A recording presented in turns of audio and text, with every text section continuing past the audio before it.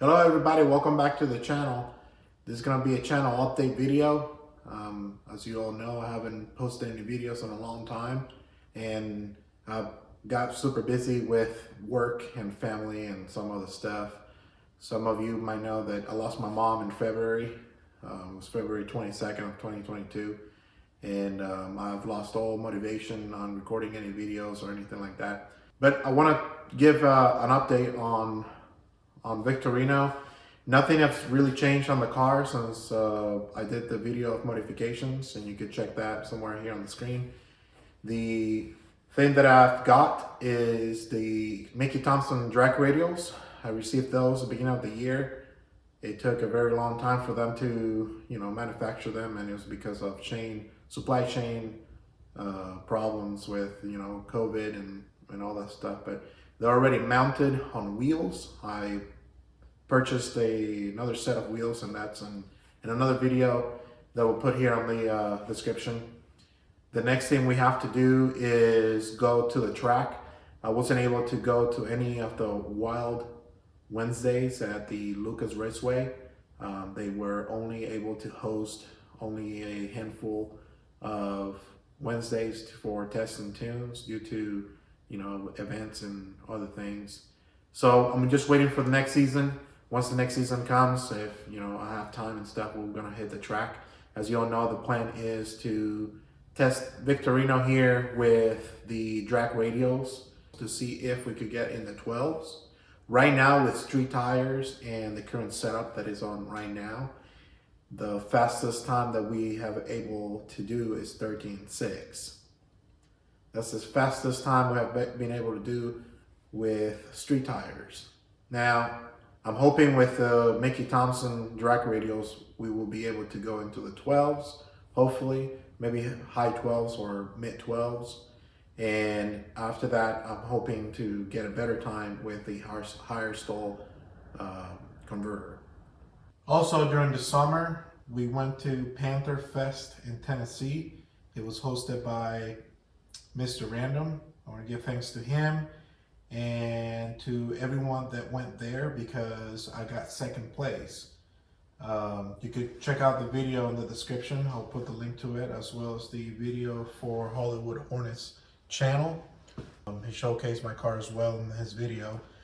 And I met awesome people. I met a couple of friends, and it was a overall great day all around. And I hope to do it again next year. Now, let's talk about Jester the truck. Jester the truck, I had to sell the truck. The truck was in pretty good shape. I never had any problems with the truck.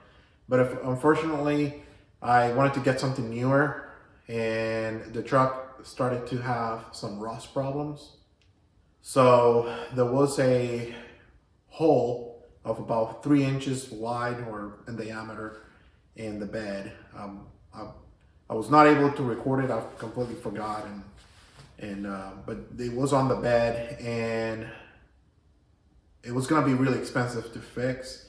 So at one point, I thought about replacing the entire bed, but that was gonna be more expensive, and so I decided just to get rid of it. So then I decided to get a 2017 Ford F-250 with a 6.2 liter engine as well, but this one is a Lariat. So with the Lariat, I was able to get more features out of it, like heated seats and cool seats, and entertainment system with navigation and Sync 3 and all the stuff. So I was able to find one at a reasonable price that included skid plates. It had a sprayed-in bed liner. It had the tailgate step to get up on the bed easier. It did have the 18-inch wheels. They're the same wheels as it comes on the Tremor from 2020 on. So I wanted to have specific things, that I was able to find this truck that met those criteria and those options. I'm gonna make another video talking about the new truck and the things and the plans and things that we're gonna be doing to that truck. Next, I'm gonna talk about the police car. As you know, I'm a police officer in Indianapolis. I had a 2009 Fort Crown Victoria Police Interceptor, and I talked about that. I talked about that car and my perspective as a law enforcement officer in this video. I'll put it somewhere here on the screen. Now, that car was retired. It got to the time. It got to its time, you know. So it was '09. It almost had 200,000 miles on it. And so it was time for it to retire. And so they replaced it with a 2021 Dodge Charger Pursuit. And all this happened back in March, end of February, beginning of March or so. So, you know, I turned it back in. The car was not put into circulation for like spare cars or what we call pool cars. The car was stripped and sold in an auction. Yeah, it was a sad day. You know, I was sad because the Crown Vics on police departments are being phased out right now. Currently in my department, there's around 100 plus vehicles. Most of them are either issued to brand new officers or they are on a pool, what we call pool cars, which is basically a amount of cars that the garage will have for spare. So whenever an officer have their issued car go down for maintenance or anything like that, then they will get issued a pool car. And most of our Crown Vics right now are just spare cars. So right now I've had my new issued 2021 Dodge Charger Pursuit. It was given to me brand new with just over 100 miles, and most of those miles were just the department driving it to get outfitted with lights and you know things of that nature. The car right now, I put in about 14,000 miles already since I got it in March, and I have not had any problems. You know, I enjoy it. I like the Charger. I think the most thing that I liked about it is the entertainment systems, as far as the CarPlay, Android Auto, and things like that. The hands-free option to where I could plug in my phone and anything that will be, for instance, Google Maps or so, you know, other apps that will be mirrored to the screen on the car.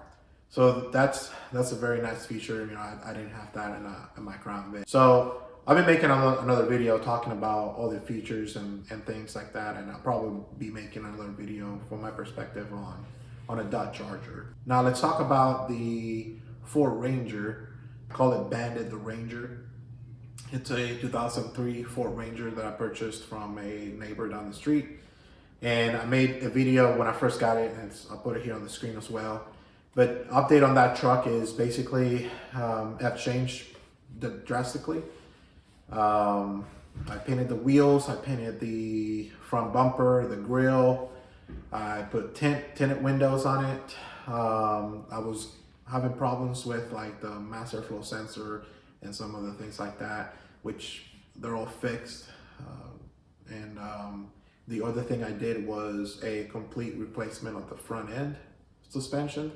Upper and lower control arms, shocks all the way around, coil springs. I also did a brake job on the front, so rudders, you know, bearings, and all that stuff, as well as the sway bar bushings and links and all that. So a complete overhaul on the front suspension, as well as tie rods. The only thing that I kept, because they were in good shape, is the inner rods on the rack and pinion. But the tie rods as well, they're all Motorcraft brand. The brakes, the brake rudders are Robestas, and the brake pads are Power Stop. The wheel bearings are also brand new, and I used the green grease of Lucas Oil on them. I feel like the green grease is better than the Reg and Tacky from Lucas Oil.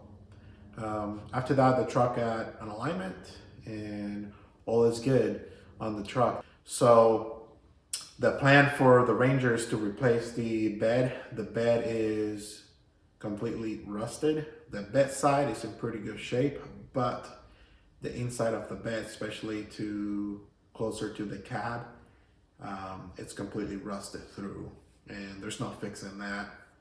So I was able to find locally here in Indiana a replacement bed that is in excellent condition. It came from Texas, and it was dirt cheap, and it's in really good shape. So there's no rust on it. The bedside is in very good condition. So the plan on the truck is to replace the bed. When I do the bed replacement, I'll probably do the list springs as well, and I will do a rust treatment. I'll probably be using some undercoating mixture with Pour 15 stuff. So the frame is going to get treated, as well as the underside of the bed, of the new bed, before being installed. The truck also probably is going to need a new clutch, although it's working fine right now, but it's on the way out. So when it gets hot, the clutch will start slipping. So it's probably going to need a new clutch, and when I do the clutch, I'll probably change the rear main seal and things like that. But other than that, mechanically, as far as the engine goes, coolant system and power steering and all the other systems are working fine. There's no leaks on the truck. That's about it for the update on the Ranger.